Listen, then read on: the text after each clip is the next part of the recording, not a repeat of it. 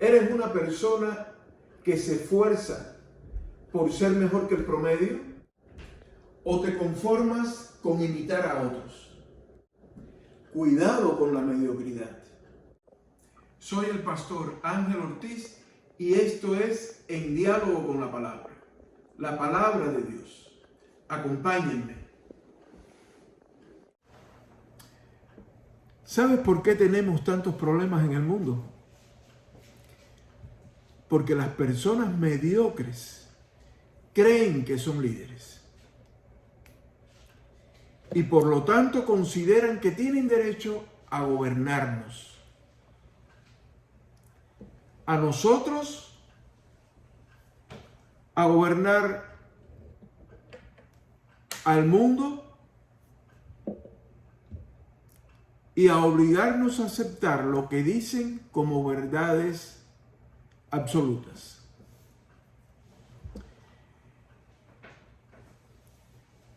Yo creo que los que no pueden decir cosas que edifiquen a los demás, ¿para qué hablan? ¿Qué crees tú? Porque esas personas mediocres hablan de lo que sea, aunque hagan daño con sus palabras, pero defienden el derecho que dicen que tienen de hacer daño con sus palabras, porque tienen poder para decirlas. Porque nadie tiene el poder para cuestionarlos.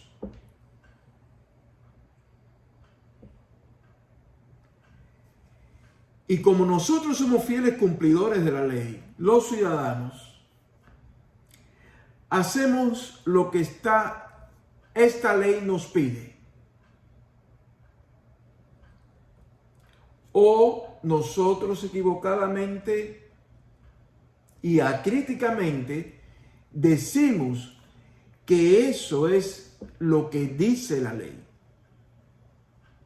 Respetamos el derecho que tienen los mediocres de hacernos daño con sus palabras.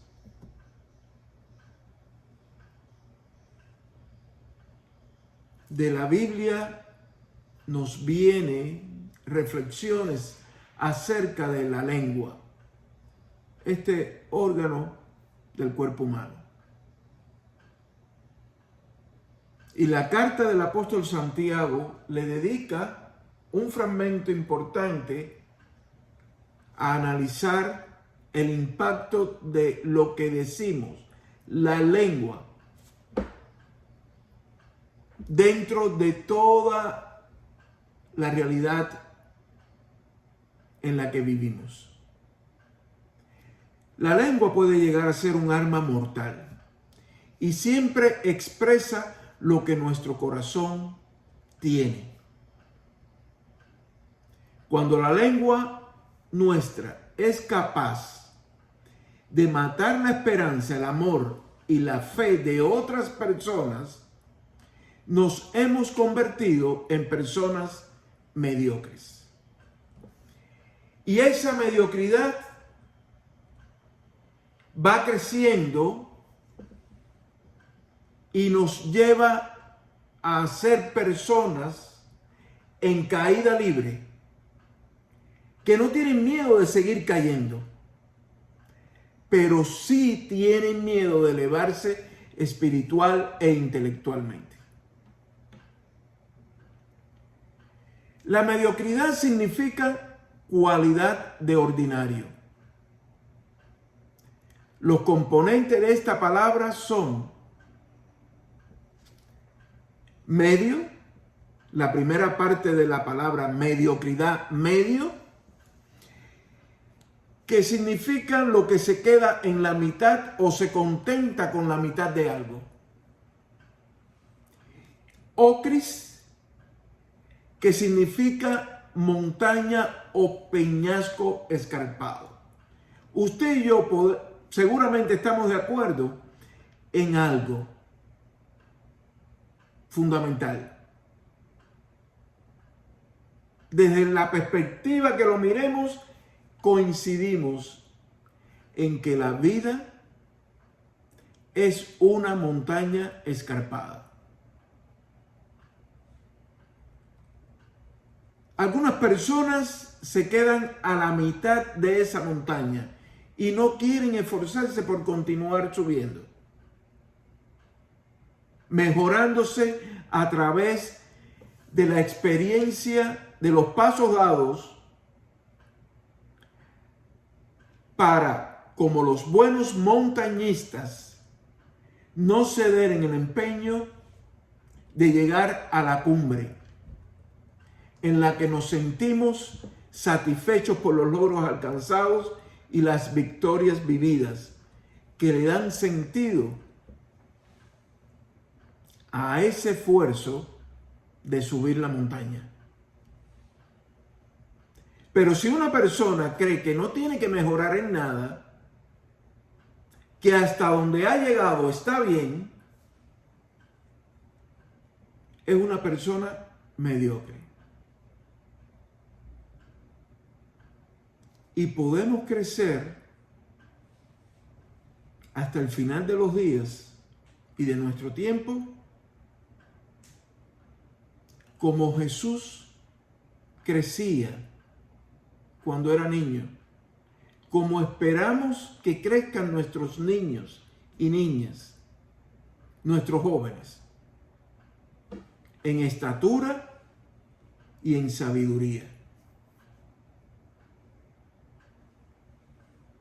Porque seguir ganando en sabiduría, aunque tengamos 100 años, no le hace daño a nadie, sino que enriquece nuestra existencia en esa etapa de la vida y la de todos aquellos que nos rodean. Pero una persona que en algún momento de su vida decidió quedarse a la mitad de todo, conforme con lo que ha alcanzado y diciéndose a sí misma, ¿para qué voy a crecer intelectual y espiritualmente más? ¿Para qué voy a aprender a mejorar el manejo de mis emociones?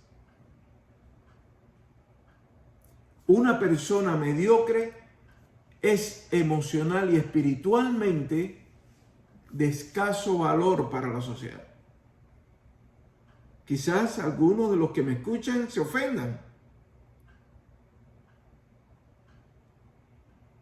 pero hemos sido traídos a este mundo por la gracia de Dios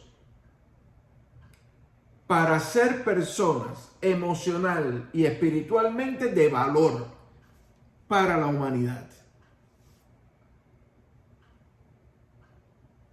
Y para ser funcionales a los cambios que Dios nos está planteando que hagamos en esta humanidad que está sufriendo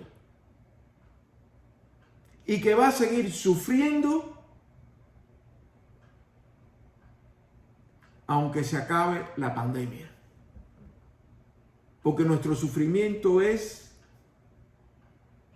por debilidad espiritual, debilidad en conexión con Dios, debilidad de esa conexión con Dios. Nuestro sufrimiento nace de la cantidad de sentimientos negativos que estamos almacenando en nuestra alma y que no nos curamos si no es por la gracia de Dios y por el esfuerzo que implica subir la montaña escarpada de nuestras opiniones, de nuestros prejuicios, de nuestros preconceptos, para llegar a la cumbre donde Dios nos da un premio Porque llegar a la cumbre del entendimiento con Dios nos permite recibir el premio en el que se nos dice: has sido aprobado, ven buen siervo fiel.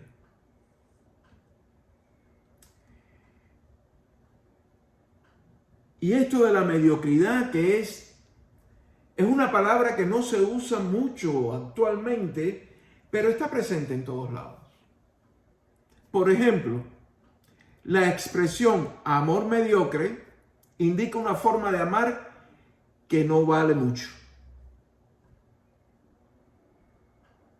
que no tiene impacto en el corazón y en la vida de la persona que se dice que se ama. Uno de los sinónimos de mediocre es mezquino, para indicar que una persona no se esfuerza por mejorarse a sí misma porque no recibe el salario que cree que merece, por ejemplo. O porque dice: ese no es mi trabajo. O porque de todas maneras otro lo hará. ¿Para qué molestarme? O porque no tengo razones para hacerle ese favor a esa persona. Esa mezquindad está matando a la sociedad. Porque en los lugares de trabajo, de empleo, debe primar el trabajo en equipo. El sentirse parte de un team que quiere lo mejor para esa compañía, porque si mejora la compañía, mejoran todos. Es tratar con respeto al emprendedor que ha montado una empresa y está generando empleo.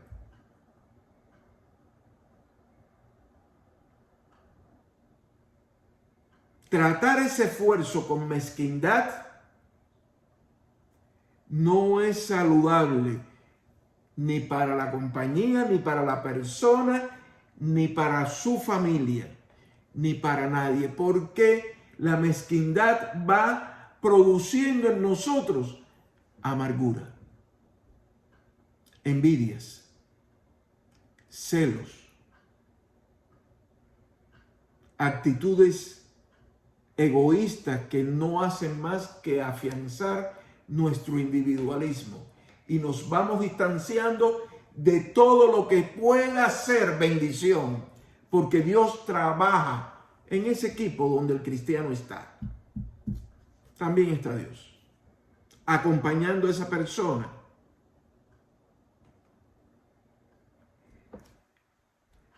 Por lo tanto, no nos asombremos que los antónimos para mediocridad son excelente, magnífico, brillante y superior. Alguna madre o algún padre que se quiere preparar, que desea preparar a su hijo o hija para la vida, ¿le gustaría que reciban una educación mediocre en nuestro sistema educativo? Cuando usted tiene problemas de salud y el médico le indica que debe realizarse exámenes o someterse a una cirugía, ¿se contentaría usted con una atención médica mediocre? ¿Con un hospital sin tecnología? ¿O con un médico sin conocimiento suficiente para tratar sus problemas de salud? Se utiliza el avión, tiene planes ahora de viajar en Acción de Gracias, y utiliza como medio de transporte el avión. Le da igual que el piloto sea mediocre o experimentado. Usted coge el avión porque confía que el personal de cabina tiene experiencia, que la compañía ha puesto en ese avión a un capitán con horas de vuelo requeridas y con la experiencia para llevarlo usted lo mismo a zona tropical que a lugares donde está nevando y hay hasta la posibilidad, existe la posibilidad de que se cierre el aeropuerto, pero allí se aterriza. Aterriza un piloto experimentado. No queremos jugar con nuestra vida. Por lo tanto, ni por la mente nos pasa que ese piloto es mediocre. Está en la mitad de los conocimientos que se requieren para esa tarea. Por lo tanto, toda nuestra vida está marcada por la posibilidad de vivirla con mediocridad o por el esfuerzo que nos conduce a la excelencia. ¿Qué usted cree que sea más fácil? ¿Esforzarnos por la excelencia o mantenernos a la mitad de todo? Es decir, siendo personas mediocres. Daniel es un ejemplo que nos viene del pasado a nuestro presente, en el que necesitamos crecer por encima de la mediocridad. El nombre de Daniel significa Dios es mi juez o mi justicia es Dios. Los acontecimientos que narra el libro de Daniel ocurrieron entre los años 175 y 164 a.C. El libro fue escrito para dar esperanza a los judíos que vivían tiempos de persecución por reyes y, digamos, gobiernos que querían terminar con su fe. Daniel y las personas que lo acompañaban y que se comportaban como él, inspiraban al resto del pueblo porque habían sido fieles a Dios, mientras servían a reyes extranjeros que muchas veces oprimían al pueblo judío.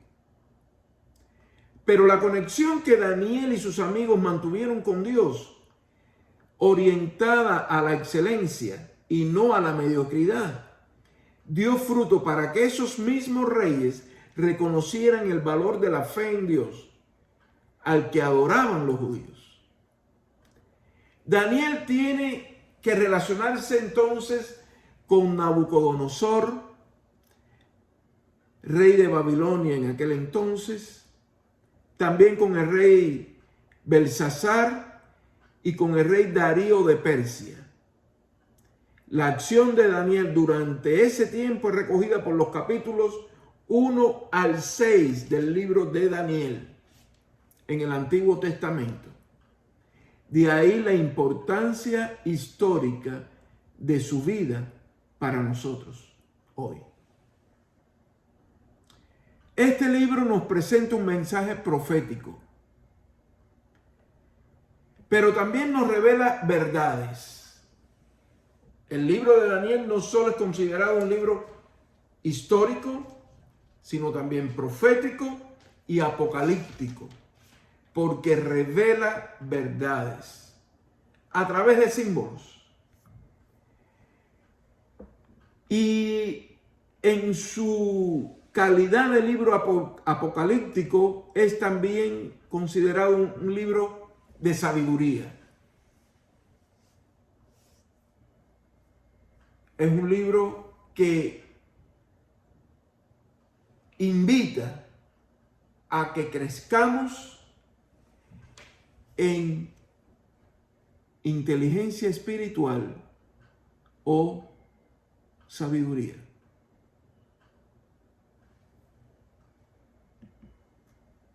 para conocer la historia de Daniel, que es mejor empezar a leerla. Y vamos a leer en el libro de Daniel, versos del 1 al 20, para ubicarnos en el contexto en el que se demuestra una actitud profética en Daniel. Dios le revela verdades a Daniel y a otros que compartían la visión de Daniel. Y además se nos demuestra la inteligencia espiritual de Daniel orientada a la excelencia. Todo lo contrario de la mediocridad. En el tercer año de reinado de Joacim, rey de Judá, Nabucodonosor, rey de Babilonia, fue a Jerusalén y la sitió. El Señor entregó en su mano a Joacim, rey de Judá, y parte de los utensilios de la casa de Dios. Los trajo a la tierra de Sinar, a la casa de su Dios, Nabucodonosor, y colocó los utensilios en el tesoro de su Dios. El rey dijo a Aspenaz, jefe de sus funcionarios, que trajera de los hijos de Israel, del linaje real y de los nobles, a jóvenes a quienes no hubiera ningún defecto, bien parecidos, instruidos en toda sabiduría, dotados de conocimiento, poseedores del saber y capaces para servir en el palacio del rey, y que les enseñara la escritura y la lengua de los caldeos. ¿Qué quería Nabucodonosor? Personas excelentes, fuera del promedio, superiores, con conocimiento y sabiduría. El rey les asignó, verso 5 estoy leyendo, para cada día una ración de los manjares del rey y del vino que él bebía. Ordenó que se les educara durante 3 años, para que al fin de ellos se presentaran al servicio del rey. Entre ellos estaban Daniel, Ananías, Misael y Azarías, de la tribu de Judá. A estos el jefe de los funcionarios les puso nombres. A Daniel llamó Beltesazar, a Ananías Sadrach, a Misael Mesac y a Azarías Abednego. Pero Daniel se propuso en su corazón no contaminarse con la ración de la comida del rey ni con el vino que éste bebía. Pidió, por tanto, al jefe de los funcionarios que no fuera obligado a contaminarse. Esta actitud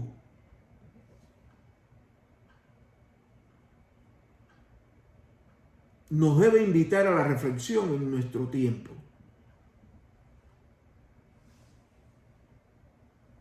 Porque nosotros somos un país de leyes. Esto es una democracia donde se respetan los derechos. Pero nadie está obligado a contaminarse. Usted tiene derecho a buscar la excelencia en su vida,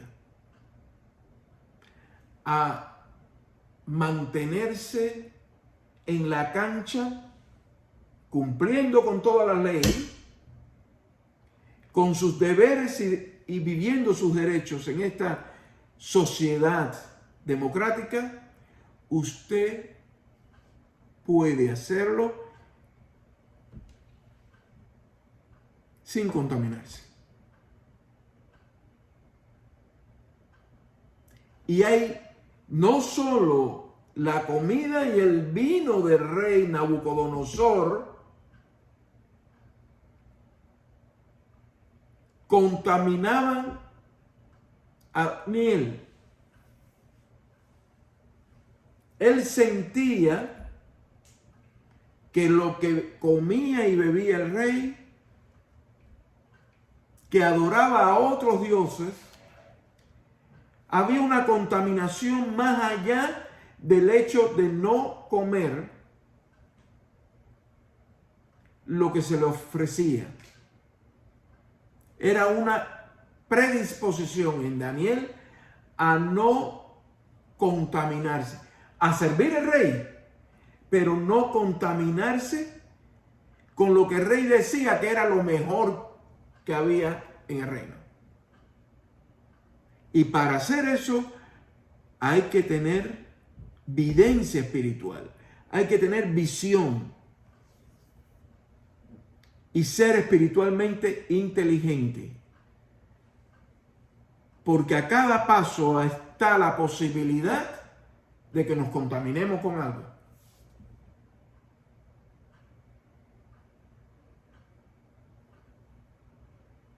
Dios concedió a Daniel que se ganara el afecto y la buena voluntad del jefe de los funcionarios del rey. Y el jefe de los funcionarios dijo a Daniel: tengo temor de mi señor el rey, quien ha asignado la comida y la bebida de ustedes, pues cuando él vea sus caras más demacradas que las de los jóvenes de la edad de ustedes, expondrán mi vida ante el rey. Entonces Daniel dijo al inspector, a quien el jefe de los funcionarios había puesto a cargo de Daniel, Ananías, Misael y Azarías: por favor, prueba a tus siervos durante 10 días, que nos den de comer solo legumbres y de beber solo agua. Luego sean visto delante de ti nuestro aspecto y el de los jóvenes que comen de la ración de los manjares del rey. Y según lo que veas, así harás con tus siervos. Los escuchó en este asunto y los probó durante 10 días.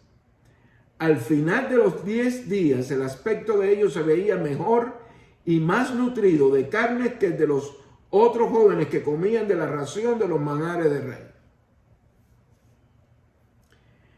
De modo que el inspector retiraba la ración de los manjares de ellos y el vino que habían de beber y les daba legumbres.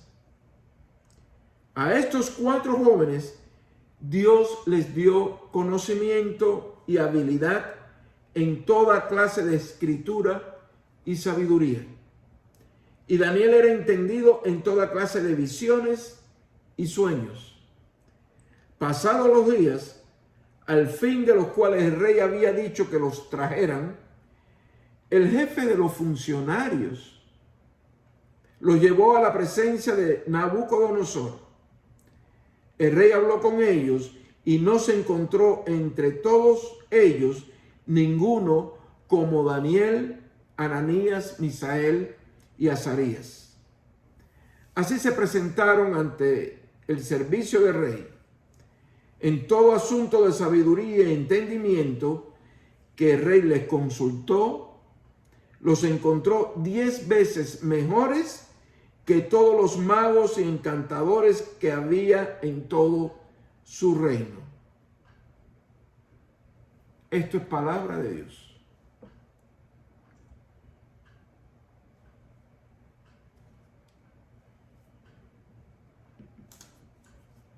La excelencia frente a la mediocridad. La excelencia vence a la mediocridad. No importa el tipo de trabajo que usted realice. Hágalo con excelencia.